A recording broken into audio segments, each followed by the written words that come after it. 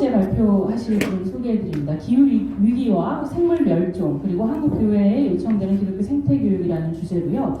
장동현 목사님 발표해 주실 텐데 현재 한국교회 환경연구소 책임연구원이시고 한신대 외래교수이십니다. 환영하는 박수로 드리겠습니다. 반갑습니다. 신종 코로나 바이러스로 굉장히 사회가 어수선한데 여긴 마스크 쓰시는 분이 안 계시네요. 믿음들이 좋으신 것 같은데 오면서 어떻게 처음에 말씀을 드려야 될까 이렇게 고민을 하다가 기후 위기와 생물 멸종인데 이 지금 이 코로나 바이러스의 원인을 학자들이 얘기하는데 이제 그 바이러스들이 기생하는 숙주 동물들이 있고 그 동물들에게서 바이러스가 인간에게 전염된 건데 공교롭게도 신종 코로나 바이러스의 숙주는 뭐 박쥐라고 학자들이 얘기해요. 최근에는 천상갑이라는 그런 멸종 희귀동물이 있는데 이렇게 위협을 받으면 동그랗게 뭉치는 그런 조그만 포유류가 있는데 그 멸종 위기에 있는 그 희귀종을 중국 사람들이 잡아먹는데 뭐 정력에 좋다고 해서 그걸 많이 먹는데요. 그래서 청산갑에 있는 바이러스가 인간에게 변이가 돼서 이 신종 코로나 바이러스가 생긴 것 같다고 이렇게 원인을 추측하는 그런 기사들을 읽었습니다. 실제로 뭐 메르스도 그렇고 사스도 그렇고 지금 인간에게 굉장히 위협으로 다가오는 바이러스는 다 동물들을 숙주로 하는 거고요. 원래 그 바이러스가 살던 열대 우림이 파괴되고 뭐 기후변화든 아니면 인간의 산업화든 열대 우림이 파괴되고 그 속에 살고 있던 숙주로 살고 있던 그 동물들이 멸종돼 가기 때문에 바이러스들이 어쩔 수 없이 인간에게 옮겨오는 것 같습니다. 그래서 기후위기의 이런 생태학적 문제들은 우리가 지금 직면해 있고 가장 심각하고 우리에게 가장 밀접하게 영향을 미치지만 실제로 우리가 전혀 이거에 대해서 문제의식을 느끼지 못하고 있습니다. 그래서 그런 오늘날에 우리가 이제 위기라고 이야기할 수 있는 기후위기와 생물멸종의 문제들을 제가 계속 그 교회환경연구소에서 사역을 통해서 일반 교회에 있는 성도님들 또 목회자들이 계속해서 이야기를 하고 있고 그 이야기를 바탕으로 해서 교회가 어떻게 이 생태학적 위기와 기후위기 또 생물멸종 위기에 응답할 수 있는지 글을 좀 학적으로 쓰려고 나름 이제 고민을 해서 소논문으로 정리를 했고요. 그러면서 이 오늘날의 기후 위기에 대한 이야기들은 아마 여기 계신 분들 전부 다 알고 계실 거예요. 정말 초등학생까지 다 알고 있는 굉장히 흔한 이야기인데 벌써 이 기후 위기에 대한 기후변화, 지구온난화에 대한 이야기는 벌써 30년이 넘게 팩트로 전 세계에 알려져 있습니다. 그 IPCC라는 기후변화에 관한 정부 간 협의체에서 공식적인 유엔 산하의 연구소들 수천 개 연구소들의 자료를 바탕으로 과학적인 팩트로 30년 전부터 이야기하고 있는 사실이고요.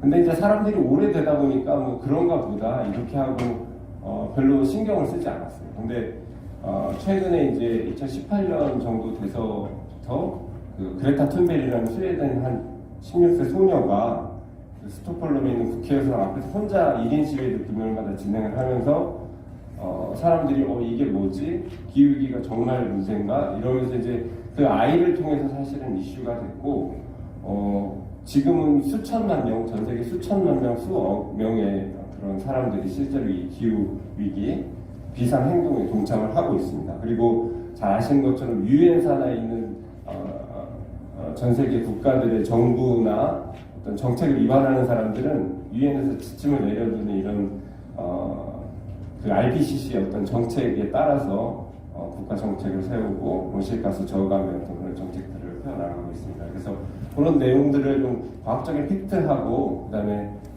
우리 교회에서는 좀 어떻게 할지 그런 것들을 좀 정리를 하면서 단기적으로 급하게 이런 기후위기 비상행동에 맞게 우리가 어떻게 행동할지 그런 교회의 어떤 적극적인 활동 측면하고 그다음에 좀 장기적으로 교회의 세계관을 변화하면서 어떻게 우리가 신앙교육으로 이 생태 문제 또 우리가 직면한 기후 위기의 문제들을 극복할 수 있는 그런 신앙들을 만들어 갈 수 있는지 교육할 수 있는지 이런 것들을 이 소논문에 실었고요. 그래서 이제 장기적인 대책으로 후반부에 실었습니다. 그래서 제가 한신대 기독교 교육과에서 석박사 통합과정까지 하면서 이제 공부했던 그런 기독교 생태 교육이라는 어떤 우리 신앙에 기초한 그런 오늘날의 그 생태 위기에 응답할 수 있는 그런 단초들이 있어서 그것들을 학문적으로 정리를 한 거고요. 아까 말씀드린 그 그레타 툰베리 이야기는 정말 소설 같은 이야기예요. 저도 이제 2년밖에 안 돼서 관련된 책들을 좀 보면서 놀란 건 그 친구가 유명하고 똑똑하고 정말 뭐 노벨 평화상 후보까지 오르고 뭐 타임지가 선정한 정말 세계를 대표하는 움직이는 그런 백인에 들어가고 뭐 그런 정말 훌륭한 사람인가 했는데 16 소녀면 되게 작은 아이잖아요. 그리고 뭐 그렇게 영향력이 있을 것 같지도 않고 그의 삶을 또 훑어봐도 그는 장애를 정신적인 어떤 강박증 같은 장애를 가지고 있고 그 장애 때문에 기후위기로 고통받는 그 생명들과 아파하는 이웃들에게 공감을 하고 남들은 금방 잊어버리죠. 우리는 또 잊어버리고 일상생활로 돌아가지만 그 아이 그 강박증 때문에 계속 그걸 고민하고 붙들고 씨름을 하다가 결국 그 고난과 고통에 참여함으로써 이제 자기의 또 장애를 극복하고 또 세계 사람들이 이렇게 감동시키는 그런 삶의 여정을 보면서 정말 우리 구약에 나오는 예언자들의 모습이나 우리가 말하는 우리 기장성이라고 얘기하는 민중신학에서 민중의 고통 또 민중의 그 고난의 역사적 현장 속에서 발견하는 예수의 모습 사실 이런 거 아니겠는가 이렇게 개인적으로 좀 신앙적으로 고백을 해봤고요. 실제로 교회를 다니건 안 다니건 이 그레타 툰베리의 그 진정성에 감동된 사람들이 뭐 수천만 명, 수억 명이 전 세계에서 지금 들불처럼 정말 타오르고 있는 그런 현실입니다. 실제로 처음에 이제 그레타 툰베리의 이야기와 그리고 멸종 저항의 이야기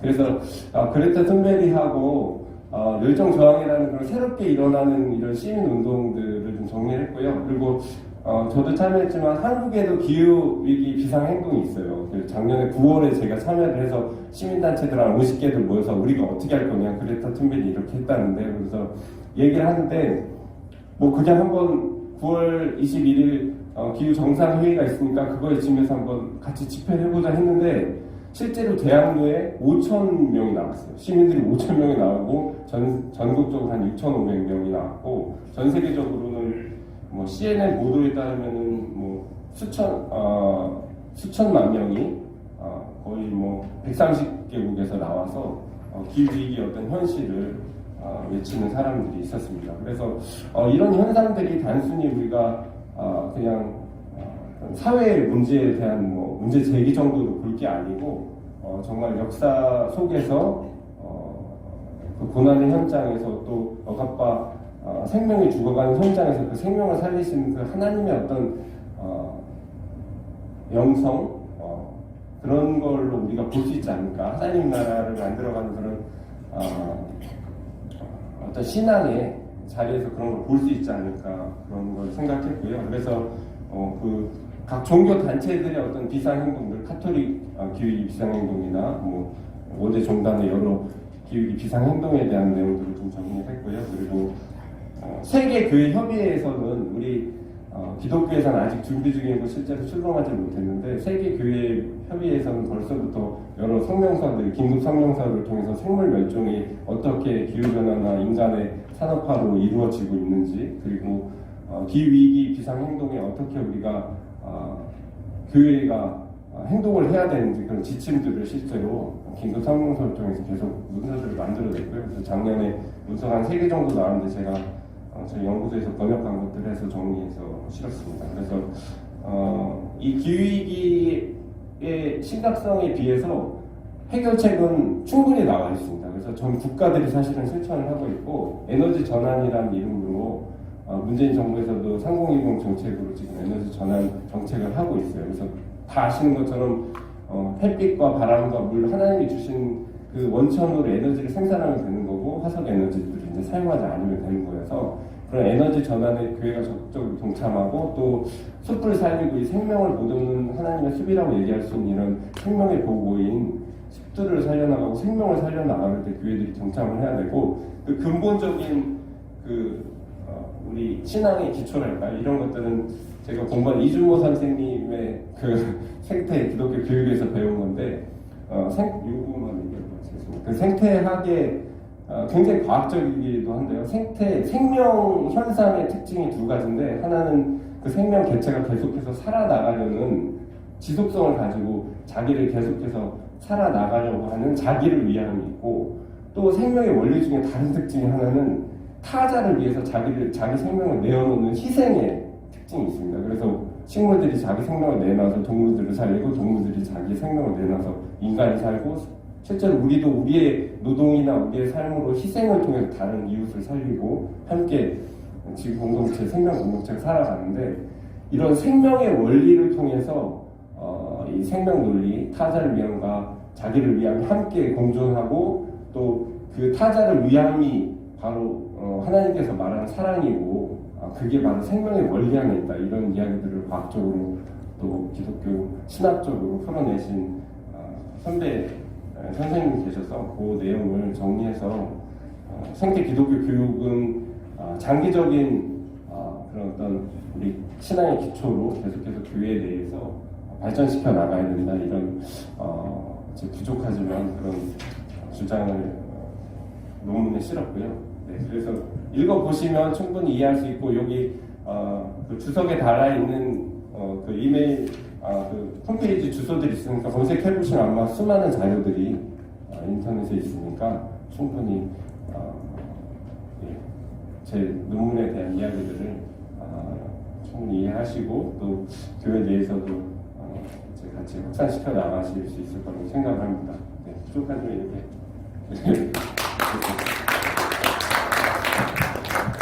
너무 죄송하네요. 이 20분 말제의 의미는 20분을 통해서 우리가 필요한 어떤 내용을 공급받는다는 것보다는 이런 것이 우리 안에 더 얘기가 되어야겠구나라는 필요성을 환기시키는 것도 큰 역할인 것 같습니다. 그래서 오늘 사실은 충분한 시간 드리지 못했고 준비한 내용을 다 나눠주지 못했지만 글을 한번 꼭 읽어주시고요. 말씀하신 대로 30년 동안 확장되어 온 이슈이면서도 여전히 우리 목회와 우리 교육의 자리하고는 좀 동떨어져 있는 것 같이 느껴지는 이것을 어떻게 이 우리 신앙교육의 내용으로 가지고 와서 실제 변화를 이어지게 할 것인가의 문제를 고민하고 계십니다. 그래서 그렇게 이제 더 잘 되어지기를 응원하고 기도하는 마음이고 혹시 난 꼭 이 얘기를 여기서 해야겠다 하는 분이 계실까요? 자, 이후에 개인적인 질문 해주실 수 있는 그런 시간으로 양해해 주시면 감사하겠습니다. 자, 이 세 가지 주제, 오늘 우리가 오전 세션에 나눈 이 세 가지 주제는 굉장히 이질적인 것 같으면서도 연결되어 있습니다. 연결되어 있는 지점이라고 제가 파악한 것은 우리가 믿는 것과 아는 것에서 이제 사는 것과 실천하는 것을 어떻게 연결할 것인가, 그 연결을 통해서 어떤 변화를 가져오게 할 것인가에 대한 문제를 고민하고 있는 지점에서 공통적이다라고 여겼습니다. 그래서 오늘 주신 세 가지 발제가 우리에게 주신 다부름이 있다고 생각하고요. 그것을 더 발전시켜 갔으면 좋겠다 싶습니다. 마무리하는 말씀입니다. 어떤 목사님 말씀하셨습니다. 유독 기장교회라고 한다. 기장교인만 기장교인이라고 한다. 기장교육이라고 한다. 기장교제라고 한다. 이렇게 얘기했습니다. 그것은 자기 정체성에 대한 이 어떤 고민과 자부심이 우리가 스스로 누구인지를 이해하는 것과 아주 깊이 닿아 있다는 것이고요. 오늘 그래서 우리 기장신학대회를 하고 있는 것이지 않습니까? 그래서 이런 맥락에서 우리가 누구인지를 살펴보는 지점에서 정말 면밀한 이런 분석과 또 긍정 그리고 또 과제 이런 걸 가지고 나아가는 것이 우리에게 또 다른 희망이 되기를 바라는 마음으로 있습니다. 부족하지만 이 오전 세션을 통해서 나누어진 것들이 더 이어졌으면 좋겠고요. 이 시간 이렇게 마무리해도 될까요? 예, 수고하셨습니다.